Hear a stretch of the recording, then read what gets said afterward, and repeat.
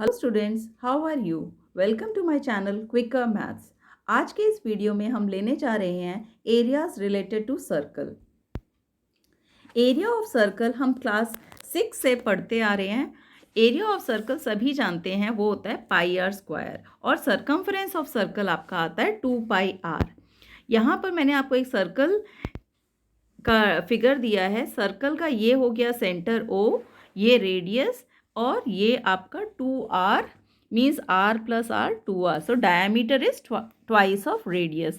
These things you have already read in your lower classes. Now come to area of sector, which is new topic for you.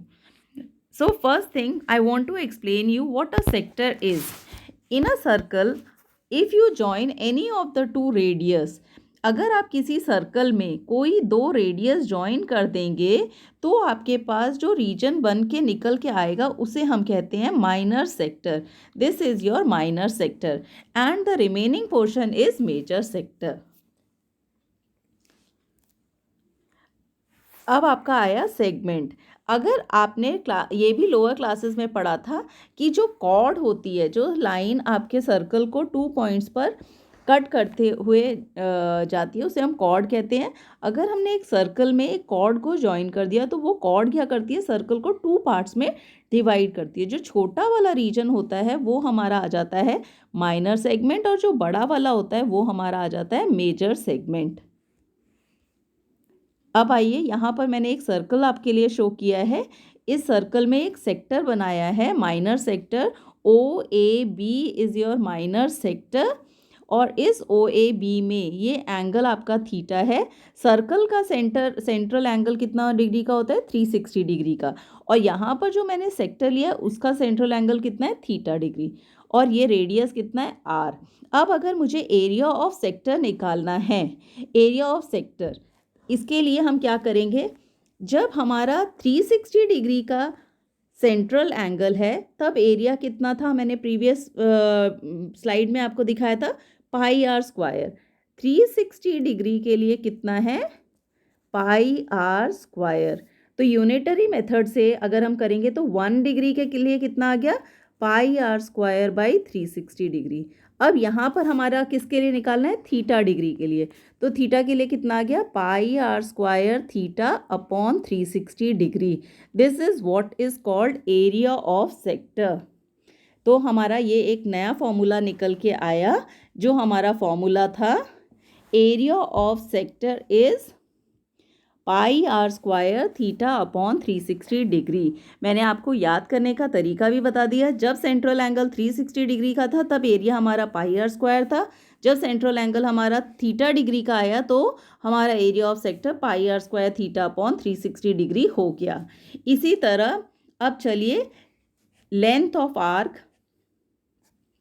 अब अगर हम एक इसी figure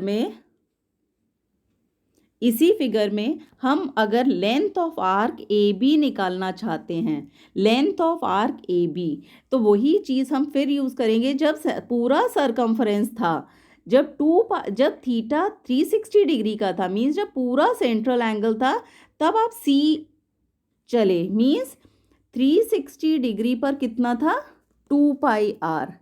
अब unitary method लगाया आपने. Unitary method ने क्या कहा, थीटा के लिए कितना आ गया, 2 pi r upon 360 degree into theta. तो ये क्या निकल के आता है, ये आप 2 से इसे कैंसिल कर दीजिए, pi r theta upon 180 degree. So arc length हमारी कितनी निकल के आई, pi r theta upon 360 degree. तो दो फॉर्मूले आपने लर्न करे जो न्यू थे आपके लिए. एक था लेंथ ऑफ एन आर्क और एक था area of sector. Area of sector pi are square theta upon 360 degree, और length of an arc of a sector of angle theta, theta upon 360 into 2 pi r. और आप इसे 2 से cancel करके theta pi r upon 180 degree भी ले सकते हैं. अब आइए इंपॉर्टेंट क्वेश्चंस की तरफ. Cost of fencing a circular park at the rate of rupees 70 per meter is 11,000. Find the area of the park. एक सर्कुलर पार्क आपको गिवन है. उस सर्कुलर पार्क के चारों तरफ आपको फेंसिंग लगानी है उसका कॉस्टिंग कितना आ रहा है आपके पास 11,000 और उसकी रेट क्या थी कि 1 मीटर के लिए 70 रुपीज़ आपको खर्च करने पड़ेंगे। तो अब आप बताइए कि उसका पूरा एरिया कितना था। एरिया मीन्स इनसाइड कितना था।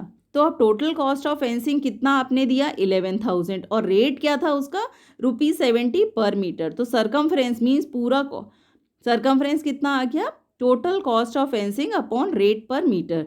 तो ये आपने इसे सॉल्व किया और आपका आ गया 1100 अपॉन 7 मीटर्स।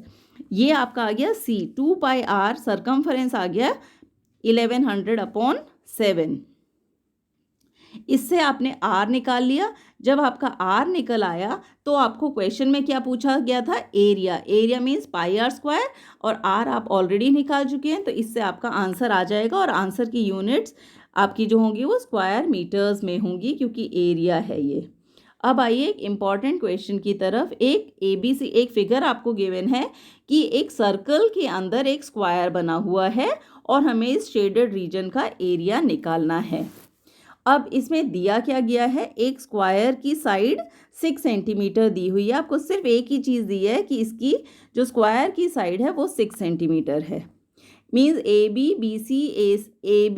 BC CD और AD चारों आपके कितने कितने सेंटीमीटर के हो गए 6 सेंटीमीटर के। अब हमें क्या निकालना है हमें एक चीज़ निकालनी है रेडियस चाहिए हमें।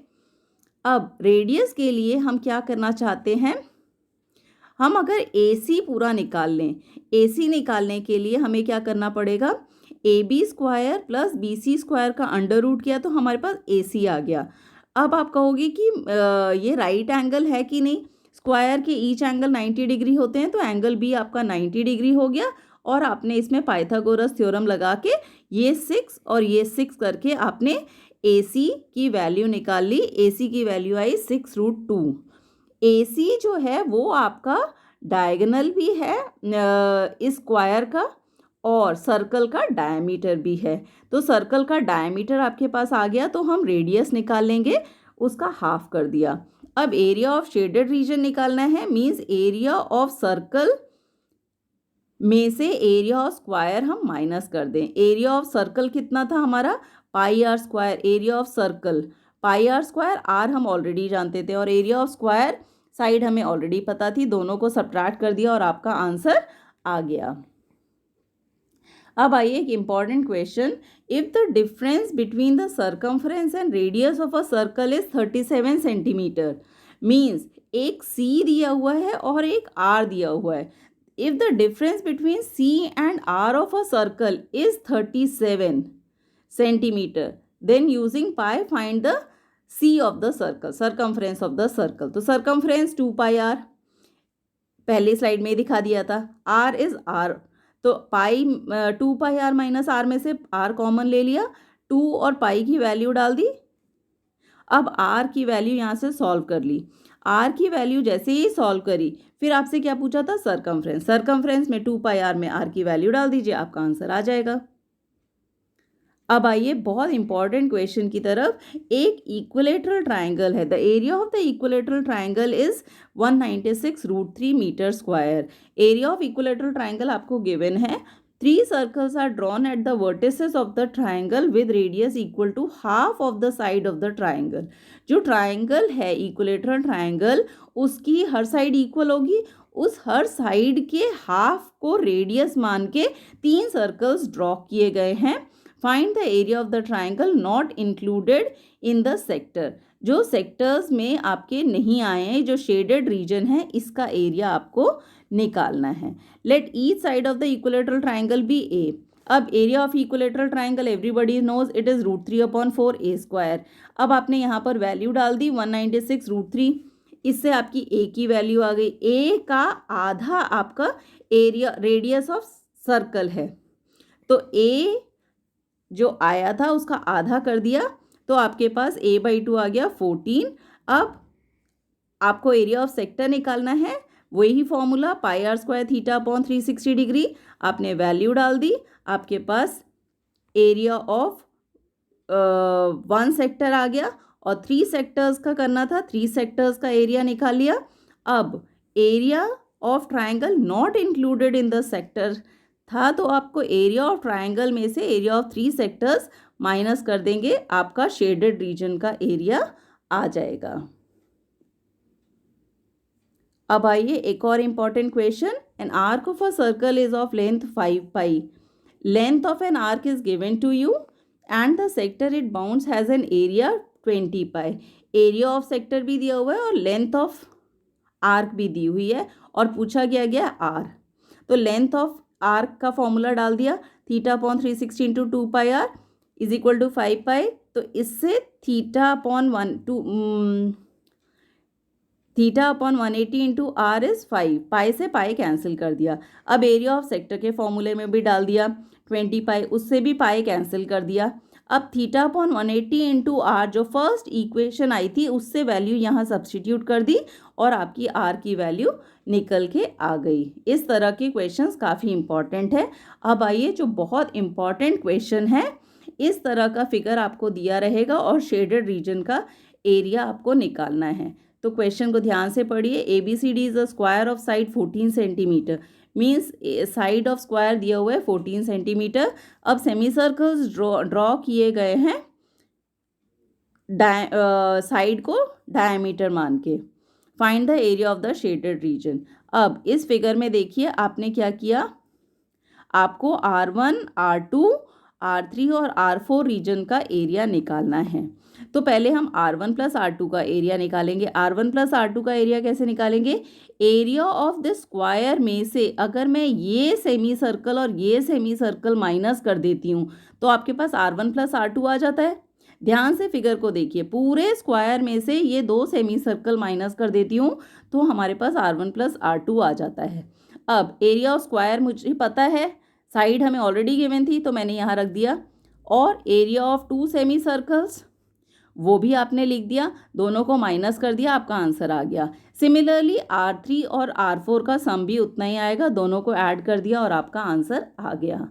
इस तरह के और इम्पॉर्टेंट क्वेश्चंस को जानने के लिए मेरे वीडियो को लाइक कीजिए और मेरे चैनल को सब्सक्राइब करना न भूलें।